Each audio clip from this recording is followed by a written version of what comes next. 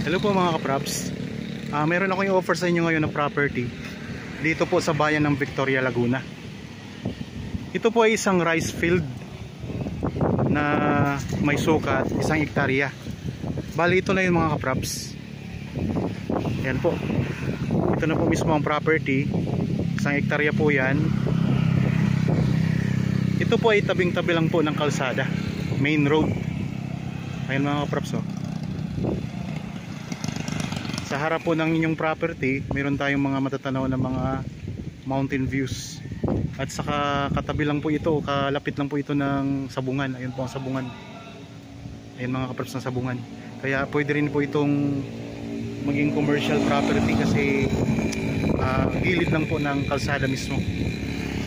Tapos dito mayroon din tayong mountain views. Medyo makulimlim lang po at maulan ngayon dito, lalo na sa bandaron, kaya medyo malabo po tingnan yung bundok. Ito yung property. So 1 hektarya po ito. Ito yung pinaka frontage. Bali ang frontage nito mga kapraps ay nasa 100 meters. Ito ay titulado. So malaki-laki din po ang inaani dito. Natatamnan. Kagaya ngayon may tanim. So ito'y malapit na pong mamungo ngayon. So ang property na ito ay yan pong green na green, yun po mismo yung property mga kapraps, yun yung mga boundary niya. So yung kasi medyo malayo na yun, hindi na po yung kasama kasi 1 hektarya lang po. Ilang gaban nga po kayo ang naani dito? 12 na 12 na bigay sa ano, sa tela, sa may-ari. 12 kabans.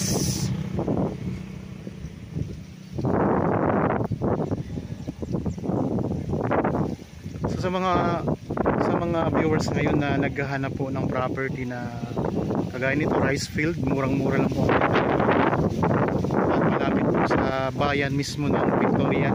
Nasa ano lang po ang distansya nito sa town proper. Siguro mga kapraps ay wala pang 3 minuto ay nasa town proper na po tayo. 3 hanggang 5 minuto. So, malapit lang po ito sa Sabungan, dito mismo sa bayan ng Victoria. At ang distansya nito sa National Highway naman, malapit lang din po, nasa siguro wala pang 5 minutes travel time mga kapraps ang distansya nito sa town proper. At ang distansya naman nito mula sa Manila, nasa ano lang po, nasa 2 oras lang po ang distansya nito. Dito sa gilid ng property mga kapraps, meron tayong tanim na mga puno ng mangga at mga niyog. Medyo mahangin po, umuulan na po doon sa bandaron.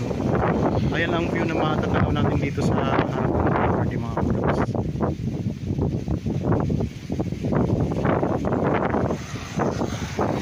So itong direksyon na ito, pupunta po yung sa town proper ng Victoria.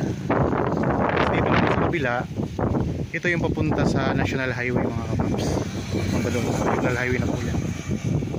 Ang labas po natin ay Balite, kanto ng Balite, Barangay Balite dito sa Victoria. So dito mayroon pa ditong sementado, pero hindi na to part ng kalsada. Mayroon lang po kalsada. So mayroon ditong parang pasyalan, maliit lang siya na pasyalan. Pwede ka ditong tumambay, magpahinga. Kagaya na may nagpapahinga po dito ngayon. So yan po ang nasang boundary niya. Yan po ang boundary niya. Yan yung mga puno ng mangga.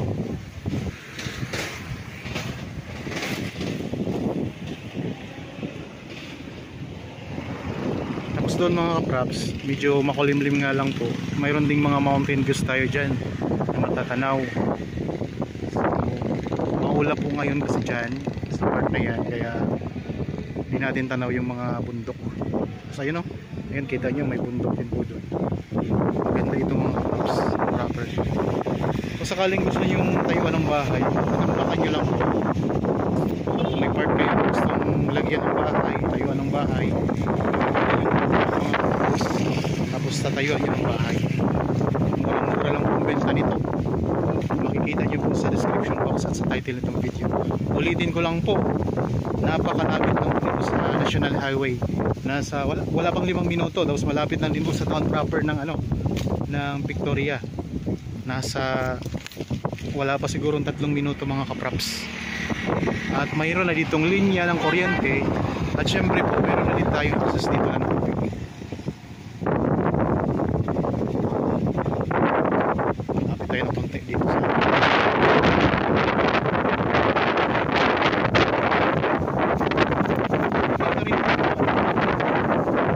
tatamnan nyo, di makakaani kayo. Marami kayong makaani dito ng mga kapraps.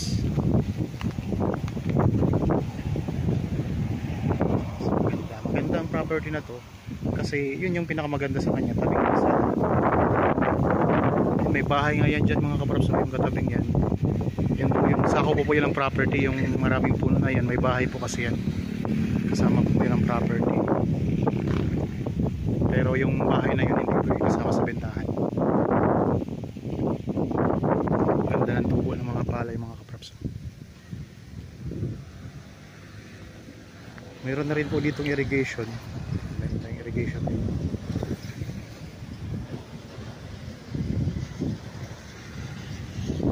Ngayon po ay araw ng linggo kaya marami pong mga nagsasabong dyan. So pwedeng tayuan nyo ng business establishment ito. Kasi maraming tao lagi dito mga kapraps. Saka daanan talaga siya. Papunta sa labas ng highway. Ito yung pinaka main road papasok doon sa mismong bayan ng Victoria.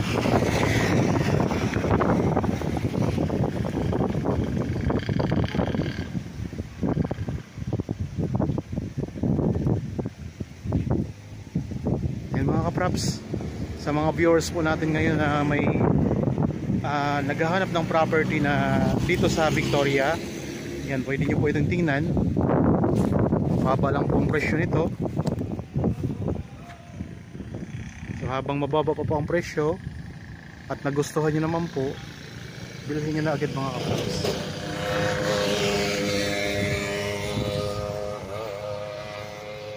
Dito tayo sa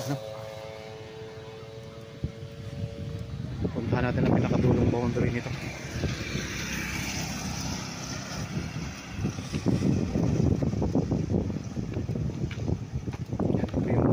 Dito tayo ngayon sa gilid ng kalsada mga kapraps. Ayun, kita nyo ang bundok mga kapraps. Medyo malabo nga lang po.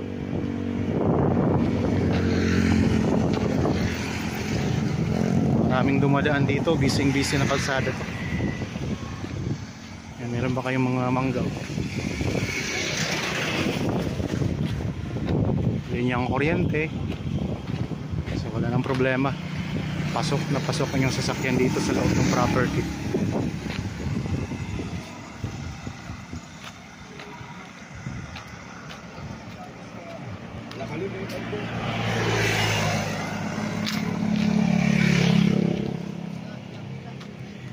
Ito yung pinakadolong boundary mga kapraps.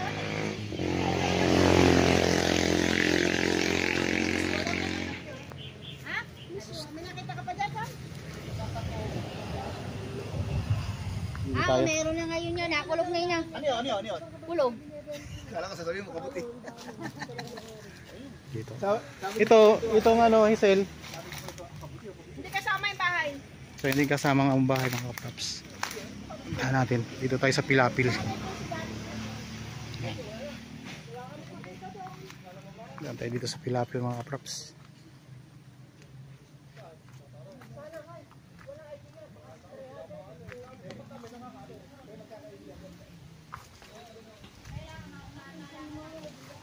Ito yung pinaka-boundary mga kapraps ng property. So marami na rin mga bahayan sa banda roon mga kapraps. Mga bahayan na.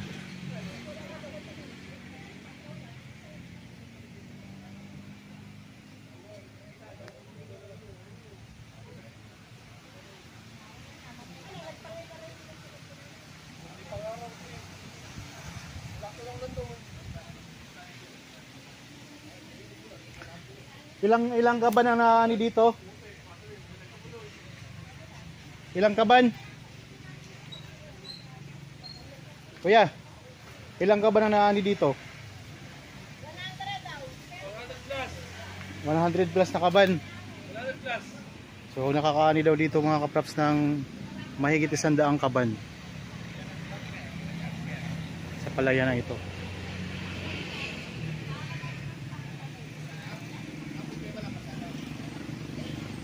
Okay.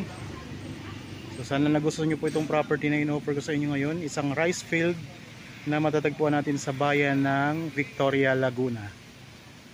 Mahigit 2 oras lang po, o nasa 2 oras lang po ang biyahe mula rito papunta sa Manila.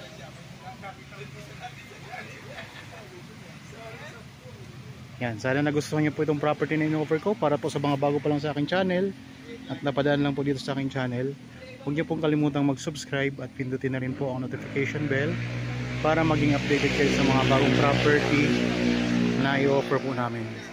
Maraming salamat po. Lagi tayong mag-iingat at God bless po sa ating lahat mga kapraps.